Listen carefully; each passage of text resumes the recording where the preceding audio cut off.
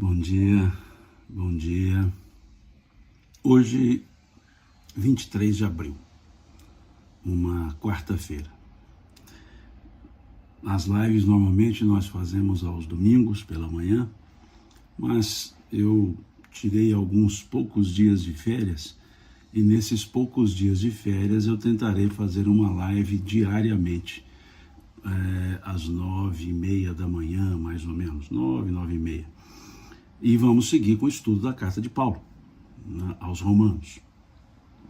Uma forma de adiantarmos ou de aproveitarmos melhor, né, o tempo para esse estudo das cartas. Eu sei que durante a semana é mais corrido para muitas pessoas, mas como eu estou com esse tempo, esses poucos dias de tempo aqui para poder aproveitar amanhã, então eu vou fazer desses poucos dias um aproveitamento, digamos, para estudos. E vamos seguir com o estudo então da carta de Paulo. Hoje nós estamos no versículo 25 do capítulo 2 da carta de Paulo, encerrando o capítulo 2 dessa carta de Paulo. Vínhamos falando, né, dessa carta, Paulo anunciando aos romanos, cumprimentando-os, falando da importância dos que estão sob a lei seguir a lei, dos gentios seguirem a fé, e aqui ele vai trabalhar agora sobre, conversar, diria um pouco mais contundentemente, com os judeus, os israelitas daquela época. Ele vai fazer uma crítica da circuncisão, não crítica contra a circuncisão, mas chamando a atenção para a finalidade da circuncisão pelo rito moral, pelo rito religioso, né? Então, essa seria a ideia, né, do apóstolo Paulo, né? Então, vamos seguir com esse estudo. Volto a dizer, estou aproveitando os meus poucos dias de férias que eu consegui tirar e vou aproveitar amanhã, né, durante o período da manhã, para seguirmos com o estudo da carta de Paulo todos os dias. Pretendo fazer sempre às 9 horas. Pretendo, né? Então vamos lá. Aqui então no versículo 25 ele diz o seguinte: porque a circuncisão tem valor se praticares a lei. Se és, porém, transgressor da lei, a tua circuncisão já se tornou incircuncisão. Se, pois, a incircuncisão observa os preceitos da lei, não será ela, porventura, considerada como circuncisão? E se aquele que é incircunciso, por natureza, cumpre a lei, certamente ele te julgará a ti, que não obstante a letra e a circuncisão, és transgressor da lei. Porque não é judeu quem o é apenas exteriormente, nem é circuncisão a que é somente na carne. Porém, judeu é aquele que é o interiormente e circuncisão a que é do coração, no espírito não segundo a letra, e cujo louvor não procede dos homens, mas de Deus. Aparentemente, esse conjunto de versículos, do 25 ao 29, ele é confuso, mas não é. Ele não é confuso. Um ponto interessante a se observar, é o que eu disse em outra live, é a questão do trocadilho, ou dos trocadilhos. Paulo, ele tem uma característica, a sua escrita tem uma característica sui generis. Ele joga com as palavras para fazer o leitor pensar. Então aqui ele fala da circuncisão, que é uma prática judaica. Nós vamos encontrar a circuncisão lá no Gênesis bíblico, lá no Gênesis, no capítulo 17, item 10, quando Abraão institui a circuncisão no 8º dia do nascimento. O que é isso? A criança, no 8º dia, o homem, óbvio, é levado para fazer a circuncisão, que é o corte do prepúcio, peniano, daquele do bebezinho. Então isso é a circuncisão, que era uma prática obrigatória instituído por Abraão, que foi também circuncidado depois de adulto, todos os homens em adulto, e a partir dali as crianças, no 8º dia, eram circuncidadas. Então as crianças, óbvio, homens, eram circuncidados. E ali era como que um acordo com Deus, a circuncisão. Um ritual, sem dúvida, um ritual. E esse ritual marcava a inclusão ou a incursão daquela criança, daquele menino, nas regras de Deus, ou seja, no acordo com Deus, na aliança com Deus, no 8º dia. Por isso que vemos lá em Jesus ele ser apresentado ao templo no 8º dia, para ser circuncidado, porque não podemos nos esquecer que Jesus era judeu, era hebreu, era judeu. Então ele foi circuncidado, como quaisquer outras crianças judias eram circuncidadas, são circuncidadas. Então Paulo vai dizer, e havia uma discussão muito grande, isso é importante nós entendermos, havia uma discussão muito grande em que entre o Paulo e os demais apóstolos quanto a essa ideia da circuncisão, porque entendiam os apóstolos que só poderia ser cristão quem fosse circuncidado. Se não fosse circuncidado, não poderia ser cristão também. Essa palavra cristão não era adotada na época. É um termo mais a posteriori. Lucas é que adota esse termo quando ele diz lá no Atos dos Apóstolos que pela primeira vez em Antioquia os seguidores de Jesus foram chamados cristãos. Mas naquele período inicial não havia essa terminologia. Então, para poder levar o evangelho, ouvir o evangelho, se tornar, por assim dizer, cristão, precisaria ser circuncidado. E Paulo entendia que não precisava ser circuncidado, porque o evangelho era para todas as pessoas, não só para os judeus, que o evangelho era para todas as pessoas. Então, havia essa discussão entre eles, e até chegou a um ponto em que os apóstolos concordaram que poderia ser cristão, poderia seguir o evangelho quem não fosse o judeu, ou seja, os gentios, desde que os gentios fossem circuncidados. E aí chegaram num acordo. Para gentio não precisava circuncisão, para os judeus precisava ser circuncidado. Ok, já eram assim mesmo, né, por serem judeus.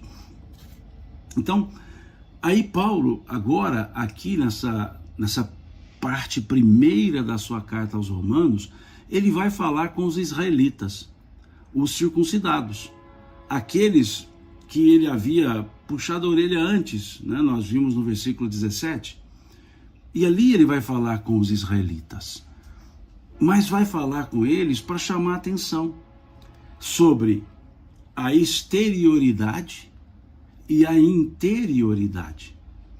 Paulo aqui ele vai falar com os israelitas, mas chamando a atenção para a prática do ritual e a vivência da lei. E aqui, quando se fala lei, leiamos, é a Torá. Entendamos bem, a Torá, que se encontra num conjunto da chamada Bíblia hebraica, a Tanash, e que ali temos os profetas, temos os salmos, temos os livros sapiensais, e temos a Torá. Então, quando Paulo fala da lei, é o cumprimento da lei, da Torá.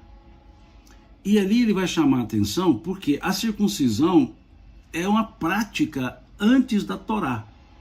A circuncisão veio lá com Abraão, que é antes da Torá. A Torá, ela vem com Moisés. E ali na Torá há uma regra de conduta, ou regras de conduta. E a circuncisão é um ato externo. Externo em que sentido? É feito no corpo, é o corte do prepúcio, lá na criancinha, no menininho, ok? E aí Paulo vai chamar a atenção agora da seguinte forma: há aqueles que são circuncidados, os circuncisos, e há os incircuncisos, ou seja, os que não passaram pela circuncisão. E dizia Paulo que os circuncidados eram judeus. Mas do que adiantava a circuncisão, ou seja, o ato externo, se eles não seguiam a lei, se eles não seguiam os mandamentos, por assim dizer, para facilitar, os mandamentos, lá do capítulo 20 do livro Êxodo, do Velho Testamento. Se eles não seguiam plenamente, do que adiantava serem circuncidados? Porque dizerem que eram puros com a circuncisão, mas não cumpriam a lei.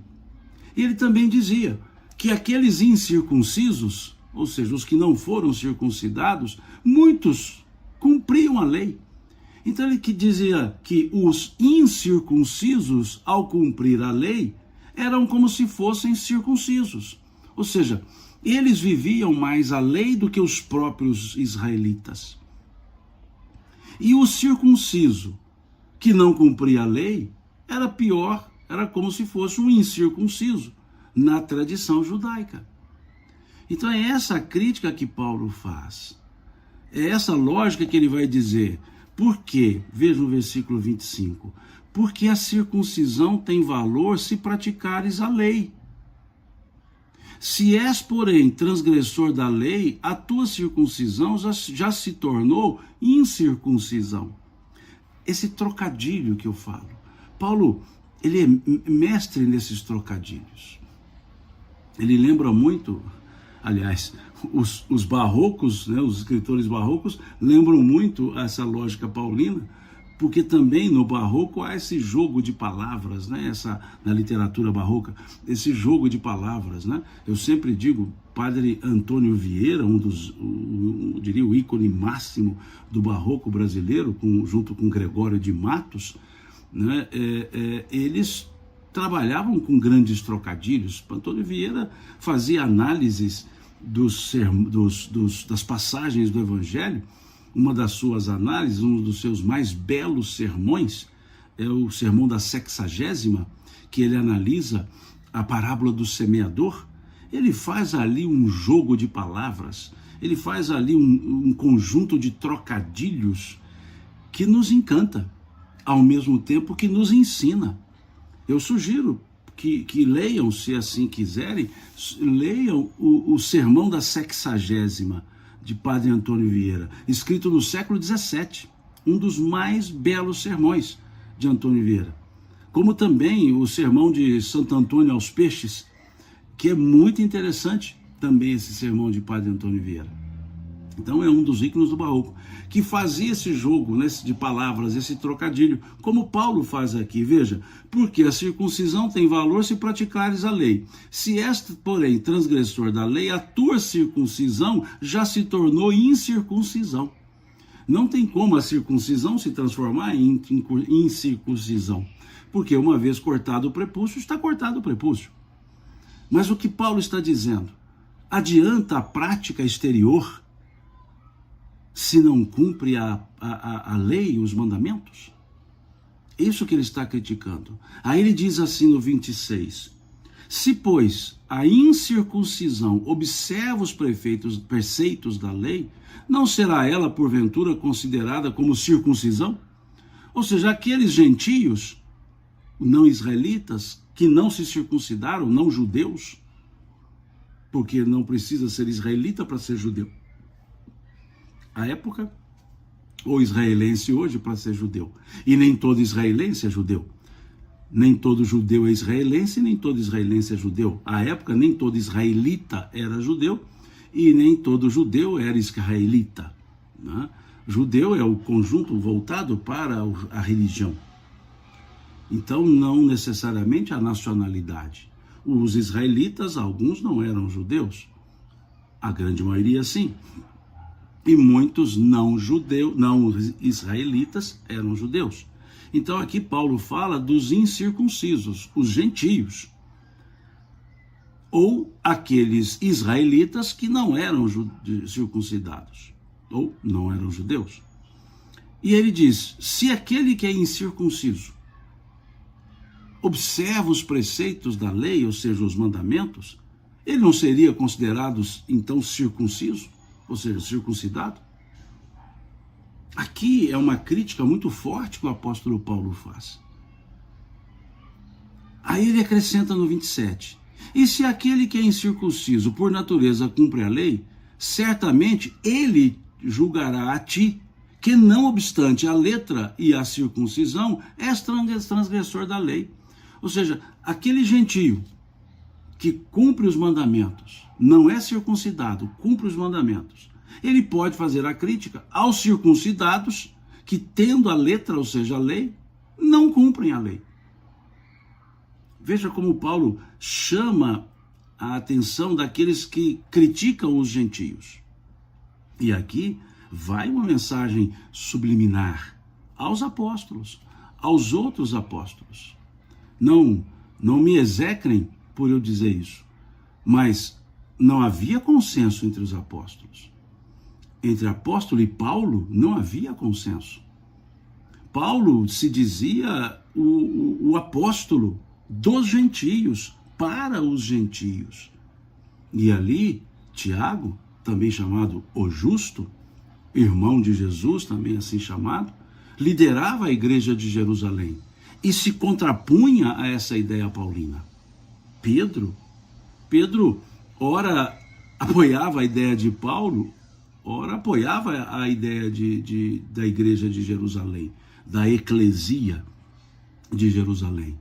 Pedro estava ali, não vou dizer em cima do muro, mas estava ali com falta de uma personalidade mais marcante. E havia, sim, um clima de dissensão, como que dizendo a igreja de Jerusalém é a igreja do Senhor.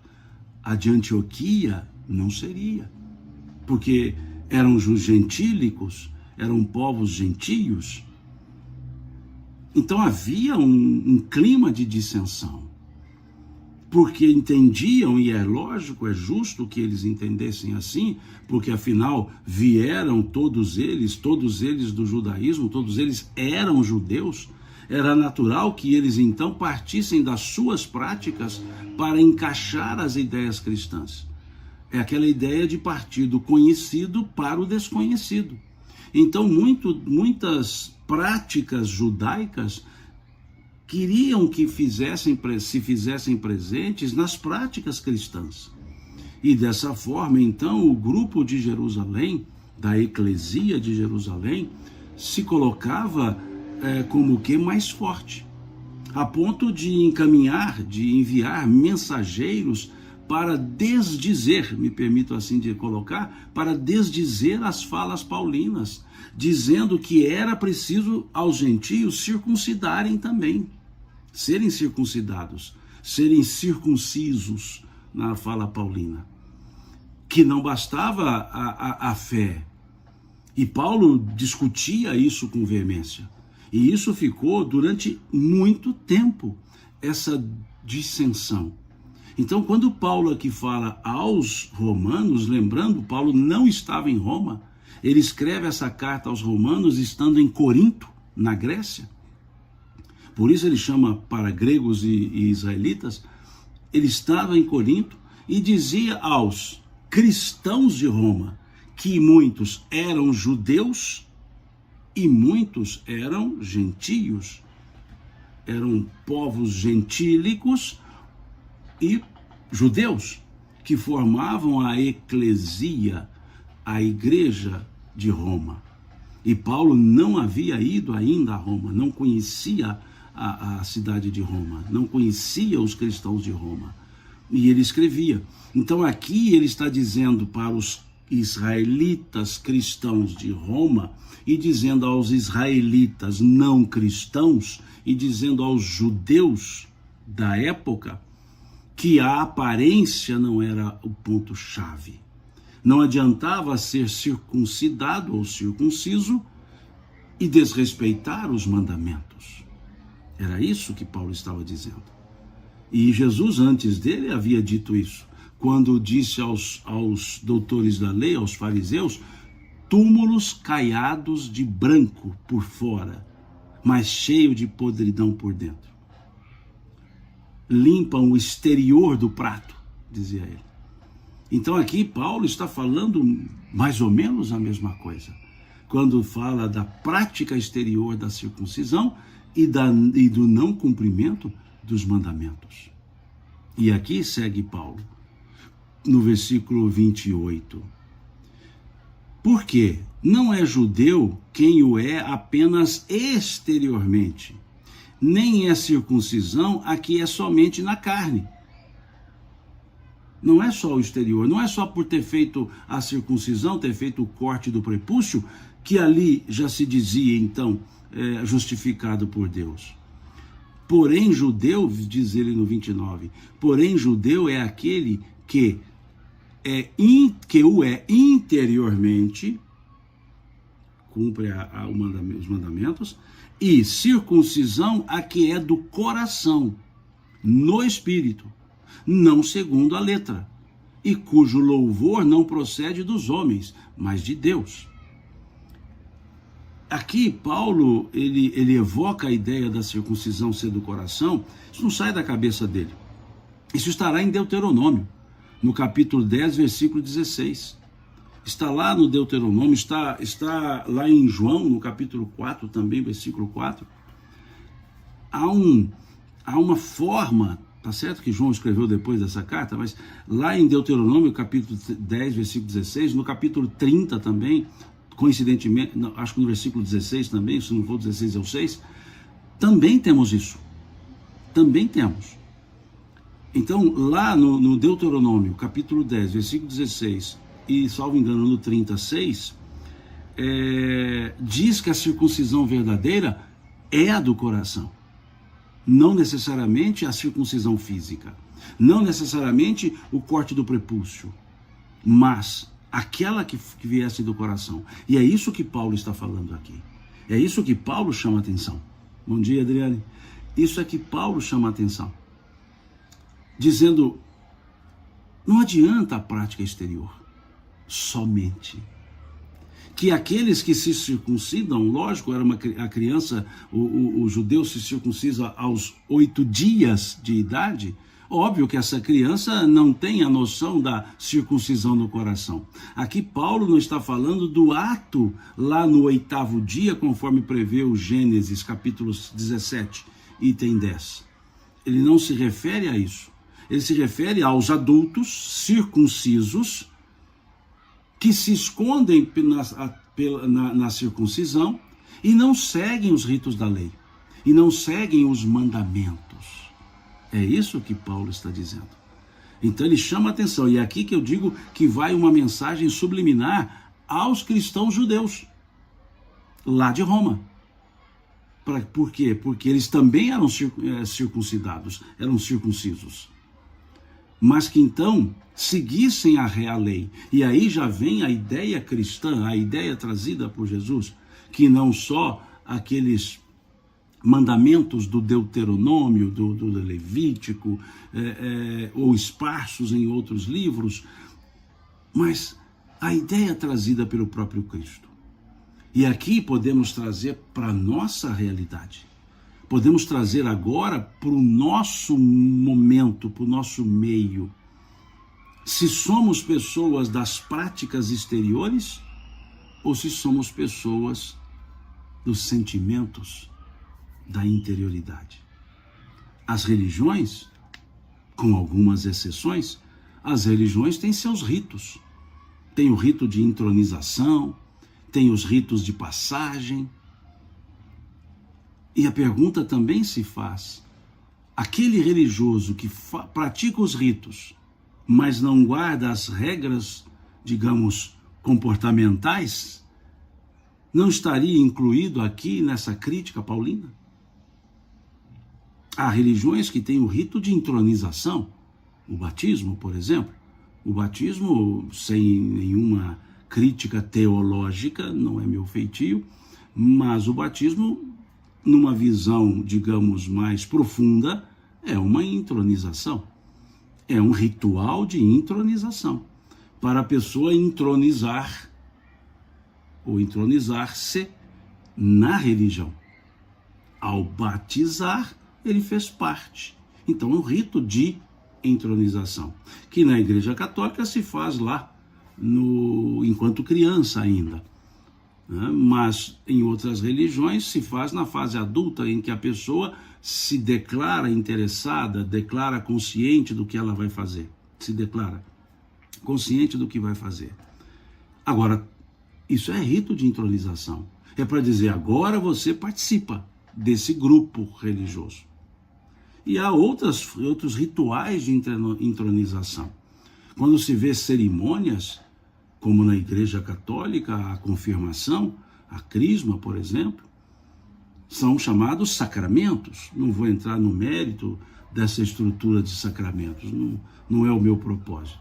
Não vou entrar no mérito. Mas são rituais de passagem. Uma passagem da adolescência para a fase de juventude adulta, já que a criança lá, quando batizou, não tinha consciência, lá depois, na confirmação, na crisma, por assim chamá-la, ela se declara que tem consciência. Então são rituais de passagem.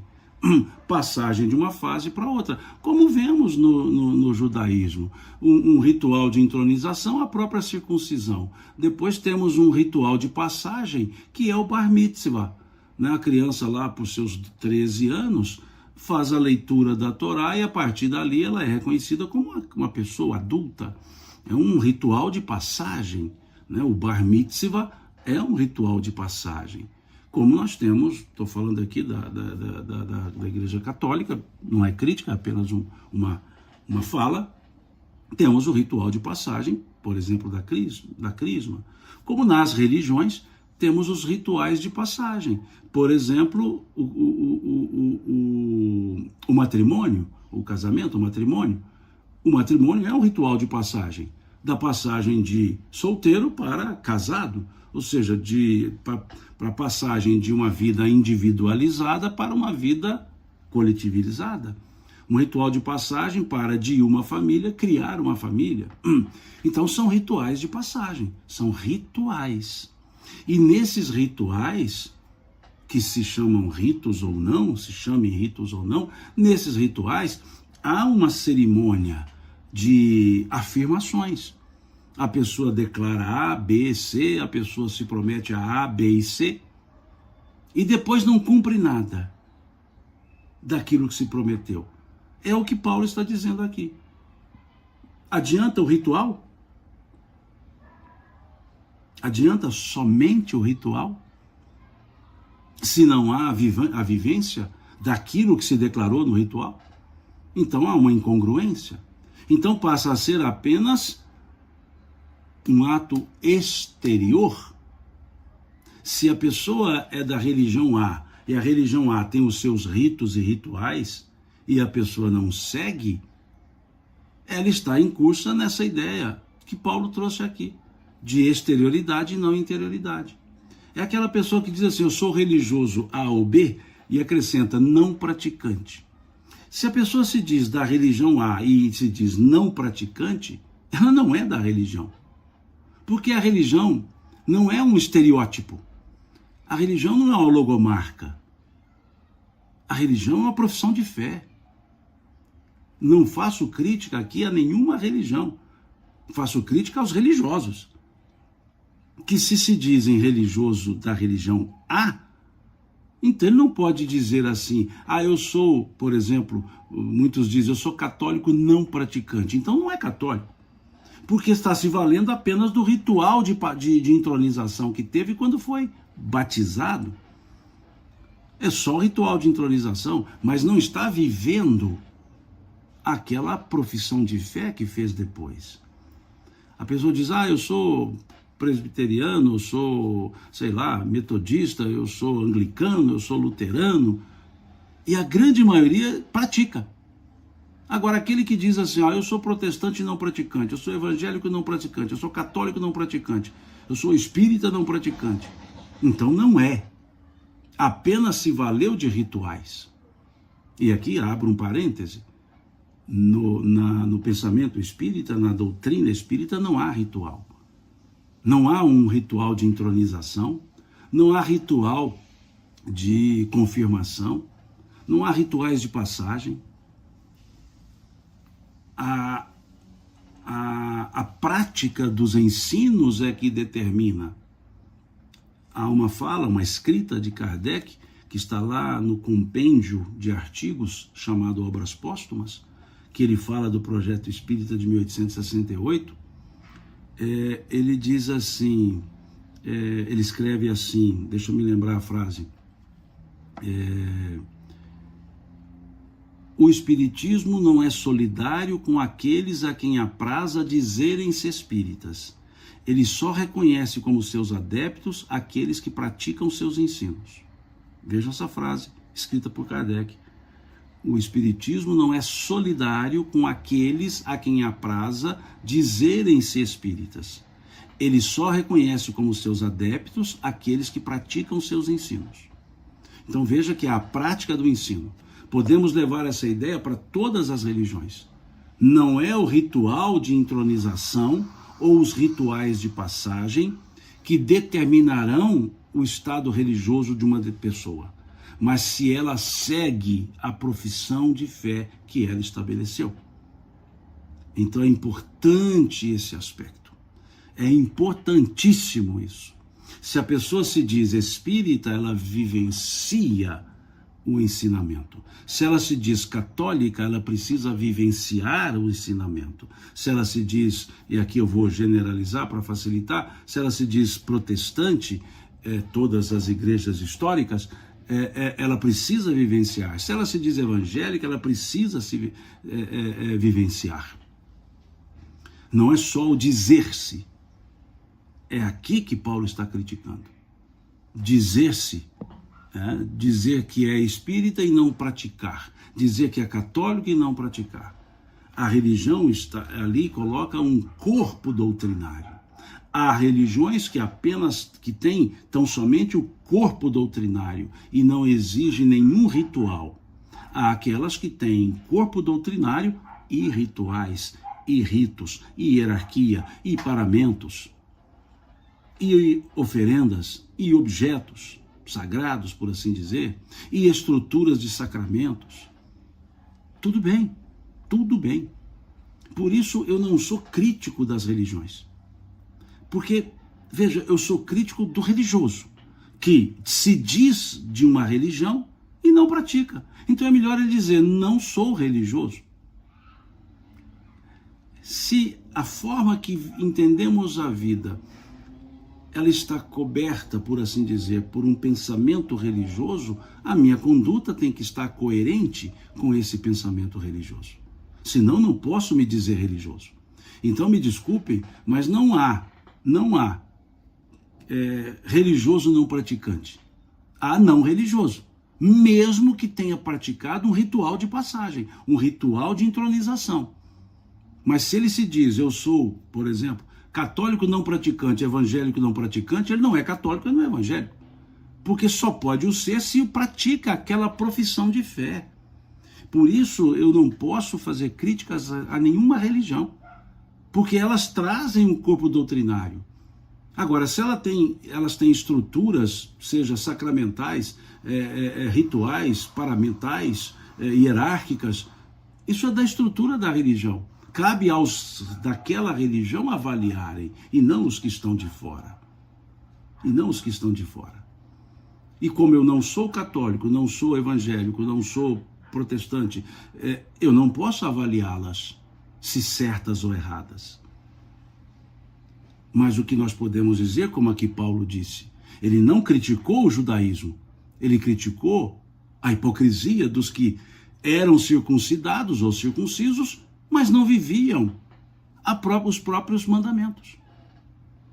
Então, aqui vejo muitas vezes pessoas digladiando por causa de religiões.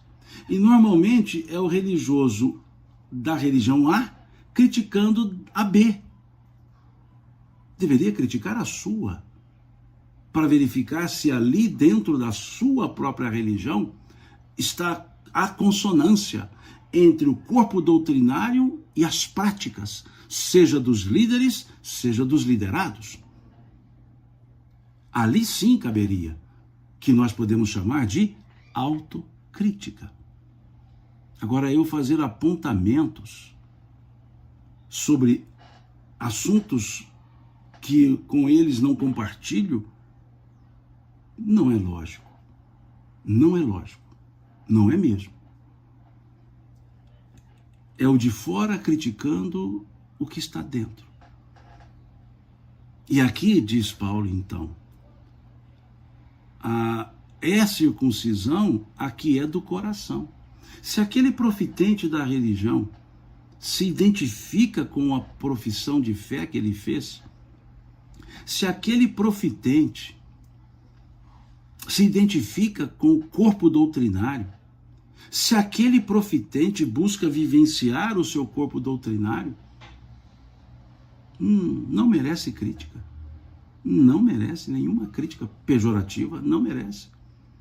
Porque ele está agindo em conformidade com o que ele acredita ali, naquele corpo doutrinário. Se ele pratica um ritual e eu não, eu entendo a desnecessariedade do ritual, mas aquela pessoa outra entende a necessidade daquele ritual. Então eu preciso compreender aquela outra pessoa. Compreender que para ela um determinado ritual faz diferença. E não criar anátema.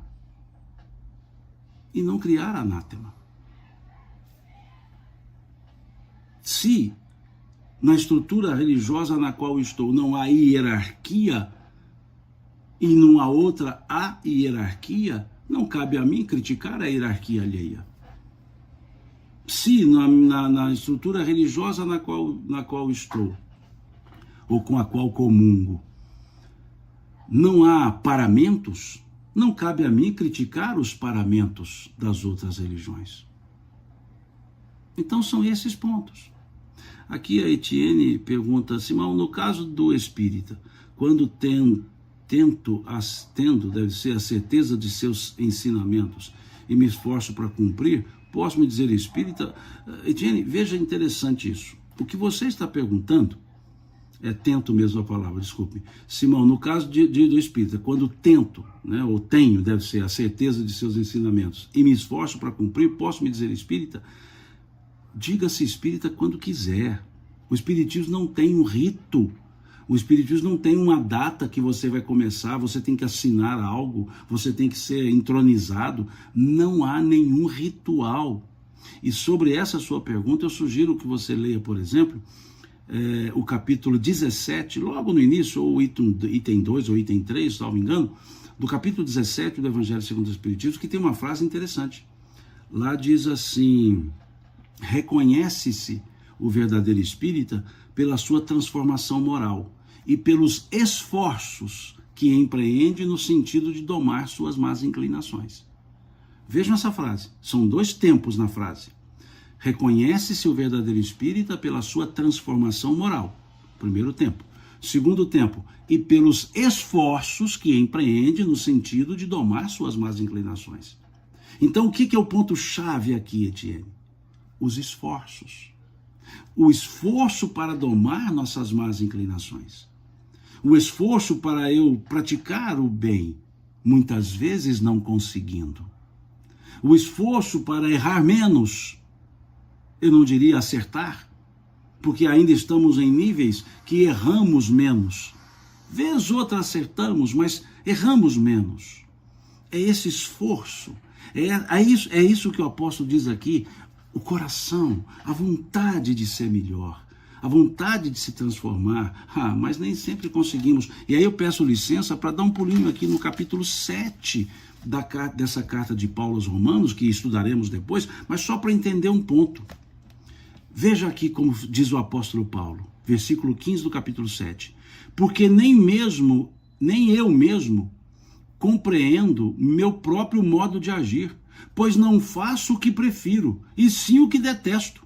Ora, se faço o que não quero, consinto com a lei que é boa. Nesse caso, quem faz isso não sou eu, mas o pecado que habita em mim. Porque eu sei que em mim, isto é, na minha carne, não habita bem nenhum. Pois querer o bem está em mim, porém, o efetuá-lo, não o efetuá-lo. Por quê? Versículo 19. Porque não faço o bem que prefiro, mas o mal que não quero, esse faço. Mas se eu faço o que não quero, já não sou eu quem faço, mas o pecado que habita em mim. Aqui é um jogo de palavras, mais uma vez, não vamos analisar, depois vamos estudar esse capítulo. Mas aqui que está dizendo Paulo, nem sempre faço o bem que eu prefiro, mas o mal que eu não quero eu faço. É essa luta interior que nós temos. Todos nós somos pessoas falíveis. Todos nós cometemos erros. Não há pessoa pura.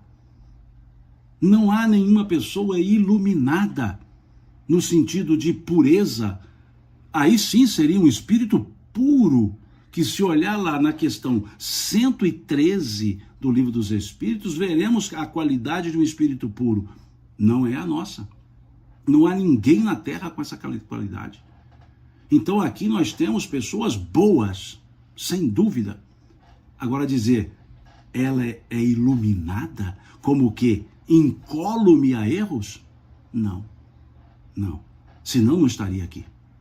Senão não estaria aqui. Então, aqui estão as pessoas, ou estamos, para tentar nos melhorar. E às vezes, ou melhor, muitas vezes, nós erramos.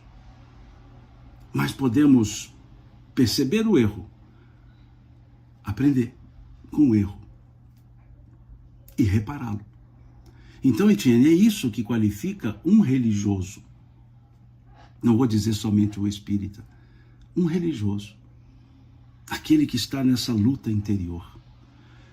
Essa frase de Paulo eu sempre aguardo, eu sempre a deixo comigo, eu sempre medito nela, nessa frase paulina, eu sempre medito nela, que está lá no versículo 19 do capítulo 7 da carta aos Romanos.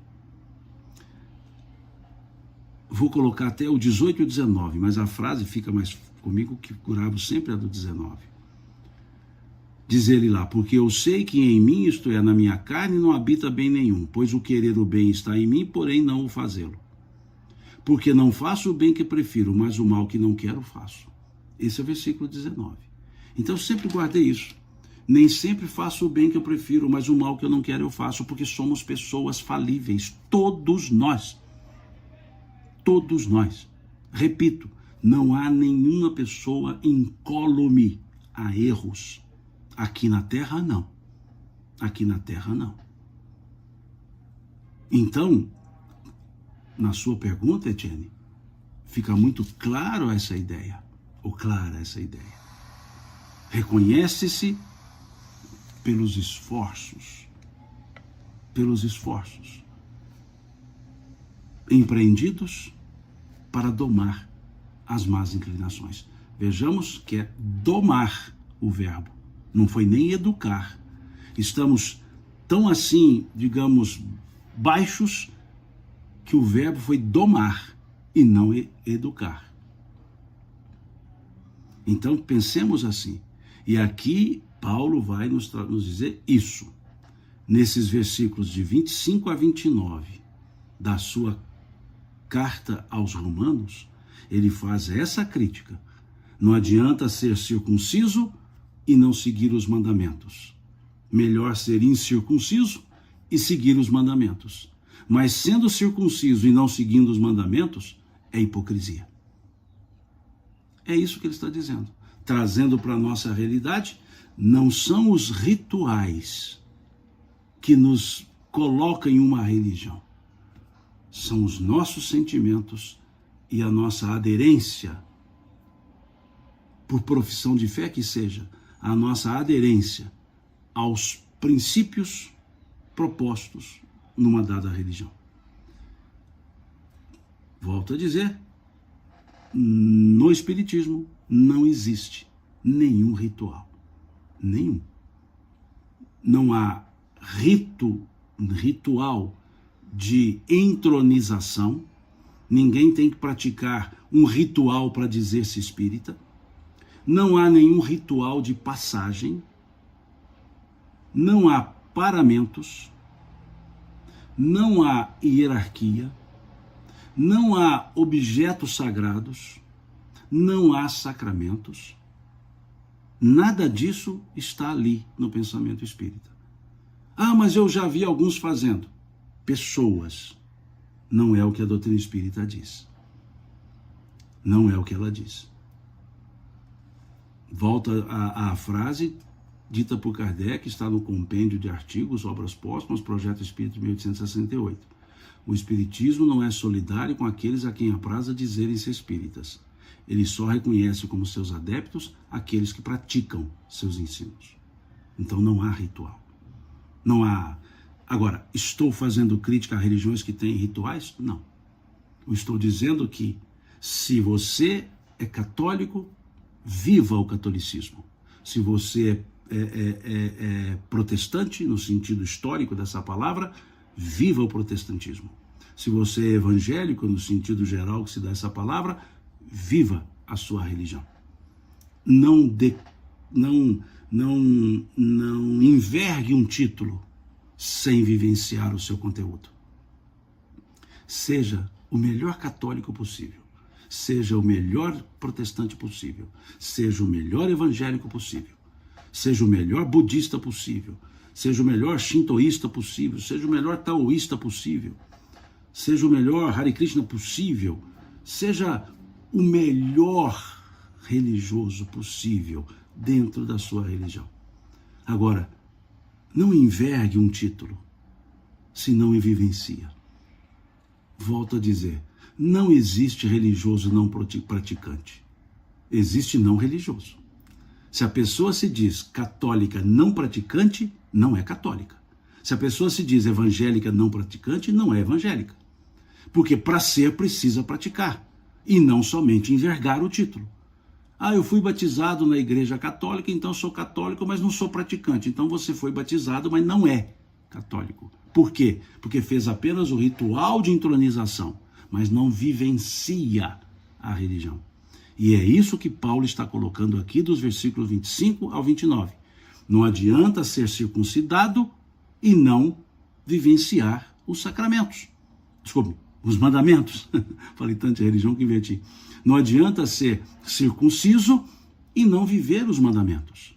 É isso que ele dizia. Aliás, isso é o que ele escreveu. Que a circuncisão é na carne. Não adianta ela estar na carne se ela não estiver no coração. Também, claro, é aquela que é do coração. Deuteronômio 10:16. Não é uma invenção de Paulo. Então, volto a dizer isso. Se praticam os rituais, não se limitem aos rituais. Sejam verdadeiros. Aqui alguém me perguntou, Simão, por que você fala protestante e evangélico? Deixa eu explicar, é só um ponto histórico nesse aspecto. O título protestante, ele é dado às igrejas que na época da reforma religiosa se posicionaram, aquelas religiões que se posicionaram no processo religioso, da reforma religiosa, e protestaram contra as ações da igreja. Os batistas, os metodistas, os presbiterianos, os luteranos, os calvinistas, os anglicanos, são chamados protestantes, anabatistas, com certas, alguns historiadores não concordam, mas são chamadas igrejas protestantes. Depois, mais à frente, quase já no nosso século XX passado, surgiu fortemente, final do século XIX, ou mesmo século XIX, os movimentos pentecostais. E as igrejas que foram sendo criadas nessas épocas passaram então a receber agora o nome de evangélicas.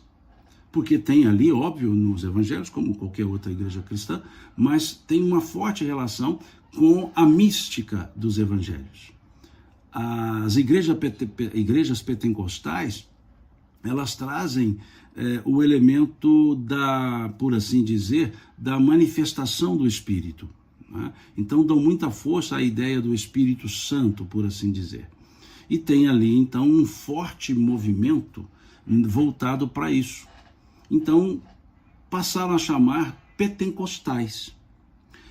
Por volta dos anos 50 do século XX, novos movimentos pentecostais, digamos, mais efusivos, também surgiram, e com ideias de prosperidade. Aí surgiu o termo neopentecostais, né? Ou seja, as igrejas que têm a característica pentecostal, mas um pouco mais aguçada, digamos assim, mais exaltada, e aí passaram a usar a terminologia neopentecostais. E aí, então, para designar esse grupo, passou a dizer evangélicos. Então, os protestantes estão na estrutura dos evangélicos, por assim dizer? Sim, mas são as chamadas igrejas históricas. As novas pentecostais, neopentecostais, não fizeram parte daquele movimento histórico lá atrás. Quando você tem respeitáveis igrejas pentecostais, mas elas não participaram do movimento reformista lá atrás, do século XVI.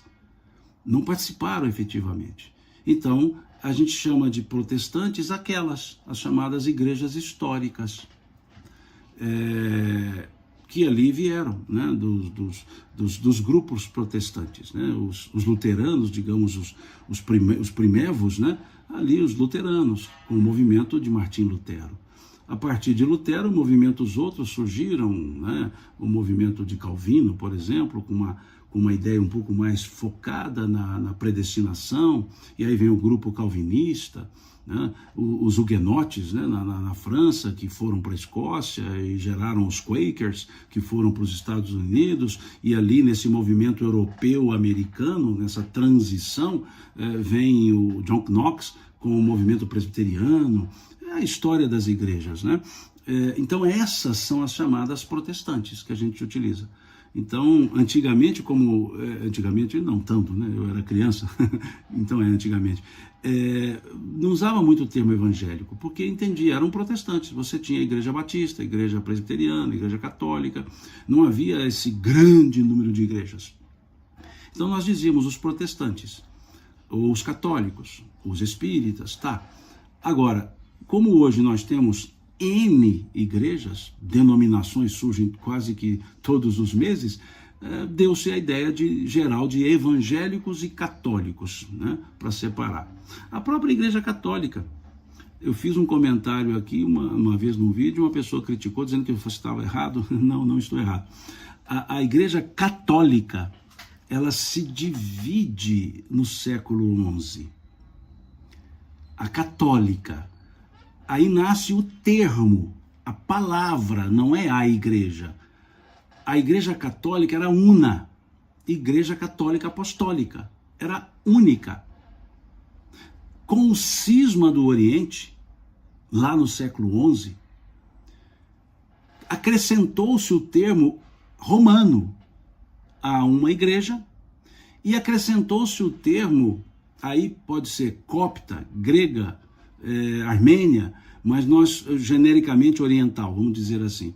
Aí surge o termo romano acrescentado, Igreja Católica Apostólica Romana e Igreja Católica Apostólica, vou chamar oriental, Igreja Católica Apostólica grega ou armênia. Ou seja, há um cisma, separação. É o primeiro cisma, chamado cisma do Oriente. E então, para diferenciar, acrescentou-se o termo romano, para dizer, essa é a de Roma, essa é a do Oriente, que vem do pensamento mais tradicional dos apóstolos, traz muito rito judaico. São as chamadas igrejas... me fugiu o nome. Ortodoxas. As chamadas igrejas ortodoxas. Então, no século XI, com esse cisma do Oriente, acrescentou-se o nome romana à Igreja Católica Apostólica para separar. Essa é de Roma, que muitos dizem original, e surgiu o termo ortodoxo, né? Ou seja, grega, copta, armênia, a Igreja Católica Apostólica, vamos chamar oriental para facilitar, copta, grega, armênia, ortodoxa. E ambas são apostólicas, porque dizem derivada dos apóstolos.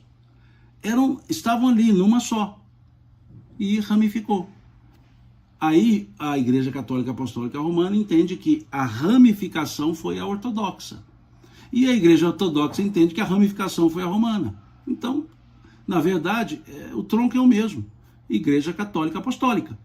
Romana, ortodoxa. Muito simples. Aí a pessoa fez até um comentário lá no YouTube, dizendo que não, a Igreja Católica Apostólica Romana sempre existiu. Sim, sempre existiu. Só que no século XI acrescentou o termo romano. Assim como a Igreja Católica Apostólica Ortodoxa sempre existiu. E no século XI tirou-se, não se colocou, né? Tirou, não colocou o romano. Colocou o termo copta, grega, armênia, o que seja, ortodoxa, que a gente chama de forma geral. É isso, muito simples. Basta estudar a história da igreja, das igrejas, muitas vezes, né? Então é isso. Só para explicar a pergunta que veio aqui, por que hora eu falo protestante, hora eu falo evangélica, né? É nesse sentido, só puramente. Então, fechando o nosso estudo de hoje, terminamos o capítulo 2 da carta de Paulo aos Romanos. Eu disse no início, tinha menos pessoas, eu consegui uns 10 diazinhas de férias, e uma férias bem caseira, vou ficar quieto em casa. Então eu achei por bem, a partir de hoje, todos os dias pela manhã, fazer o estudo da carta de Paulo.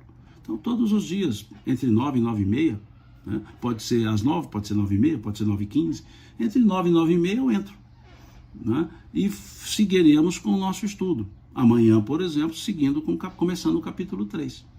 Acho que é uma forma de aproveitar bem as minhas férias, estando aqui, seguindo esse estudo da carta de Paulo, e vão ser mais ou menos 10 dias, ótimo, né? Podemos avançar bem no estudo. Então, não estou fazendo uma garantia, estou colocando aqui uma intenção de, a partir de hoje, né, dia 23 de abril de 2025, pelos próximos 10 dias, todos os dias pela manhã, entre 9 e 9 e meia, fazer esse estudo, seguir com esse estudo, né? Então, eu falo que do pensamento religioso, o pensamento, digamos, moral, a gente não tira férias. Agora, como tirei férias do meu trabalho profissional, nesses dias optei em ficar em casa, não viajarei, ficar quieto, para eu poder me dedicar ao término do livro. Eu estou com a editora me pedindo para terminar o livro, e então quero ver se nesses 10 dias termino o meu segundo livro, e já estou com o terceiro engatado. Se eu conseguir, termino o segundo e o terceiro ainda nesses 10 dias, e vou encaminhar para a editora avaliar se vai valer a pena editar, né? Se vai valer a pena publicar ou não. Mas, então por isso que eu tirei esses diazinhos, e aí aproveito para a gente seguir com os estudos. É isso, tá? Eu expliquei isso no início, mas tinha menos gente. Deixa eu ver se ficou alguma pergunta para trás aqui. Aqui a Lili diz, só modificou o nome, o conceito é o mesmo das igrejas? Não. A Igreja Católica Apostólica Romana tem um corpo doutrinário e um ritual diferente da Igreja Católica Apostólica, vou chamar genericamente ortodoxa, né? Tem ritos diferentes, tem premissas diferentes, tem paramentos diferentes, hierarquias diferentes, né? A figura do patriarca não é a mesma figura do papa, são coisas, há uma hierarquia completamente diferente. Então, elas se dividiram. Depois eu sugiro, dê uma lida lá nos livros de história, os bons, elas se dividiram. E 2 pontos foram fortes para essa divisão: a questão do cesaropapismo e a questão da iconoclastia. São 2 termos que explicam a cisão, né? Tem muito mais coisas, mas resumidamente a questão iconoclasta, ícone quer dizer imagem, né? Iconoclastia era o culto às imagens. A Igreja Católica Apostólica Ortodoxa, ou seja, copta, grega, armênia e etc., não comunga da ideia de imagens, de veneração à imagem. E a Igreja Católica Apostólica Romana tem esse hábito, né, de não é adorar as imagens. A Igreja Católica não faz adoração à imagem, tem um processo de veneração, né, de rememoração, mas a Igreja Católica Ortodoxa, a Apostólica Ortodoxa, não segue isso. Então, foi uma primeira crítica, né, a iconoclastia, quer dizer, a questão iconoclasta.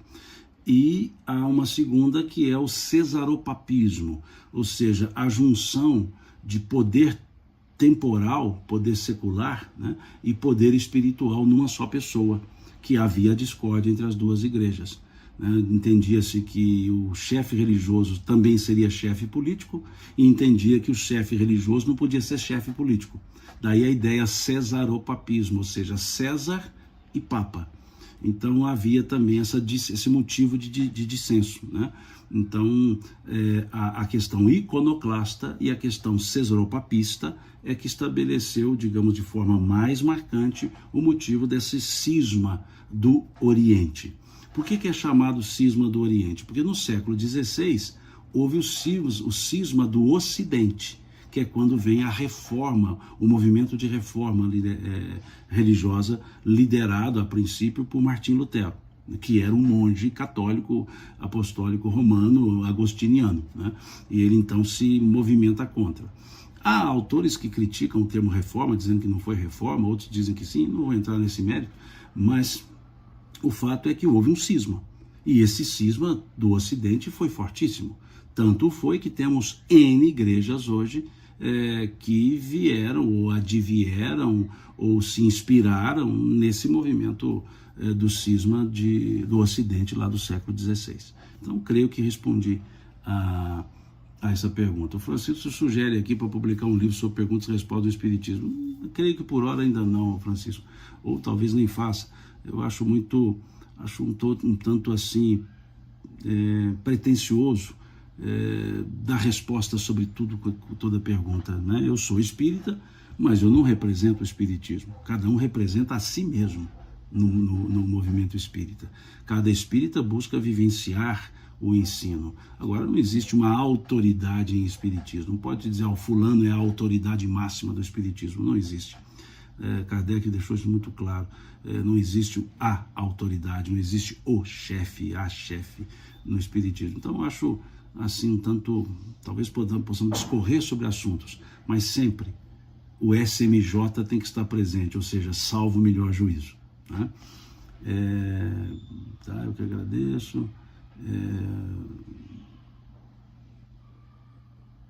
Aqui a Célia faz uma pergunta sobre a ressurreição. Célia, esse é um ponto teológico. Ela pergunta assim, sei que não é o assunto do estudo de hoje, mas esses dias ouvi vários palestrantes dizendo que Jesus ressuscitou. Isso não é verdade. Explique, por favor. Veja, esse é um dos pontos de fé de várias religiões. Católicas, protestantes, evangélicas. É um ponto de fé, entendendo que ele reapareceu depois da morte em corpo físico. E há aqueles que entendem que não, que ele não apareceu em corpo físico, ele apareceu em espírito. O pensamento espírita trabalha com a ideia que ele se apresentou como espírito depois da morte do corpo. Então ele não voltou à vida no corpo, ele apresentou-se em espírito que, segundo o pensamento espírita, materializou-se, ou seja, uma materialização espiritual, que acontece em muitos momentos, aconteceu e acontece em muitos momentos. O espírito se materializa. Há outras escolas que entendem que não, que ele apresentou-se em corpo e espírito, ou seja, ele voltou à vida física. Então, é um ponto que faz parte da profissão de fé. Então, é um ponto que não cabe discussão. Vou te explicar por quê. Caber que sempre cabe, mas eu digo assim, não é salutar a discussão, porque é parte de um corpo doutrinário. faz parte de um corpo de doutrina. E naquele corpo de doutrina há a ideia que a ressurreição acontecerá, ou acontece, né? Ou acontecerá, aconteceu no caso do Cristo, acontecerá. E há outros pensamentos religiosos que no corpo doutrinário entende que não, que uma vez morrendo o corpo ele não volta à vida. O espírito continua vivendo e ele pode se apresentar em espírito e pode inclusive materializar-se, mas não é mais o mesmo corpo. Então são pontos, Célia, que eu chamaria assim, pontos de profissão de fé, elementos, digamos, pontuais, característicos de religião. E aí não cabe uma discussão, porque não nos levaria a lugar nenhum. Aqueles que acreditam que houve ressurreição continuarão acreditando, os que acreditam que não continuarão acreditando. Então não são pontos convergentes. E cá entre nós, não é ponto fundamental, porque a ideia era mostrar que a vida continua. A ideia de Jesus ter se reapresentado depois da morte é para dizer que a vida continua. Agora, se ele se apresentou em espírito, ele provou que a vida continua. Se apresentou em corpo, ele provou que a vida continua. Então, o ponto-chave não é se houve ressurreição ou não. O ponto-chave é demonstrar que a vida continua. Só isso. E essa é uma fala do apóstolo Paulo. Se Jesus não houvesse ressuscitado, quer dizer, não houvesse reaparecido depois da morte, em vão seria a pregação, vã seria a doutrina. Porque ele falava de uma vida depois dessa. Então o importante é que ele se apresentou depois da morte. Agora, se vamos discutir se foi ressurreto ou se foi em espírito, é uma discussão infrutífera. É aquilo que poderemos encaixar, é um item que poderemos encaixar naquilo que Jesus disse que não era sobre isso: fuja do fermento dos fariseus. Ou seja, fermento só avoluma a massa, ele não aumenta a massa. Ou seja, fermento dos fariseus, discussões estéreis, que acirram os ânimos, mas não levam a nenhuma solução. Então, eu não sou dos que dizem assim, você está errado, você está certo. Para os que dizem que houve a ressurreição, ela é importante, respeitemos. Para os que dizem que Jesus se apresentou em espírito, é importante, respeitemos. Só isso. Muito simples. Isso não é ficar em cima do muro. Sou espírita. Então, para mim, Jesus se apresentou depois da morte física do corpo em espírito. Ok. Para mim me basta. Eu não preciso entrar em discussões. Para quê? Para mim me basta. Porque provou que a morte não é o fim da vida. Pronto. Agora, minha família de origem, né, meus pais, irmãos, são católicos. Para eles, a ressurreição é um fato. Ótimo. Provou para eles que a vida continua. Ótimo. E por que nós vamos discordar? Não tem como. São premissas diferentes. Queremos comparar pensamentos que são diferentes. Isso não leva a lugar nenhum. Só dissensões. Só dissensões. É só isso. Então, nenhuma crítica, né? Não estou dizendo também que isso é... Não, tranquilo. Né? Acho que a gente não pode... A gente pode, mas não deve. Debater pontos de fé. É de uma religião, não cabe a outra querer debater. Ok? É mais nesse sentido. Possível mas... Pode debater? Pode, mas não é conveniente. Né? Eu gosto mais disso, né?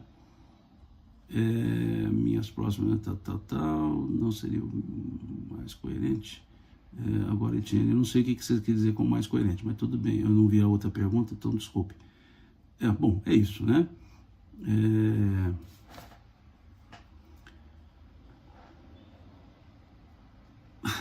Quais foram as últimas palavras de Cristo? É difícil dizer isso, porque cada evangelista trabalhou como uma última palavra. Então, usa-se muito o Evangelho de João. Por quê? Como ele escreveu por último, foi o último evangelista a escrever, e ele estava presente, então utilizam o Evangelho de João, e as últimas palavras do Evangelho de João tudo está consumado. Mas se olharmos em outros evangelistas, Mateus, por exemplo, veremos: em tuas mãos entrego o meu espírito. Então não há como afirmar qual foi, mas em regra a exegese utiliza o Evangelho de João, e aí no Evangelho de João tudo está consumado, né? Que é até uma tradução um pouco reducionista para o português, né? A palavra grega não é bem consumada, né? A palavra seria assim, está pago, a dívida foi quitada, ela significaria mais isso, mas na tradução para o português colocou consumado, ou seja, terminei tudo. Então essa seria a última frase, segundo o Evangelho de João. Então por isso que não há como criticar alguém que não sabe dizer qual foi a última, porque depende de qual evangelho está lendo, né? Qual dos 4. E aí diz, a maioria entende ser João, né? Usa João por causa dessa característica de ele ter sido o último a escrever os evangelhos e por ele ter estado presente lá no sacrifício da cruz, né?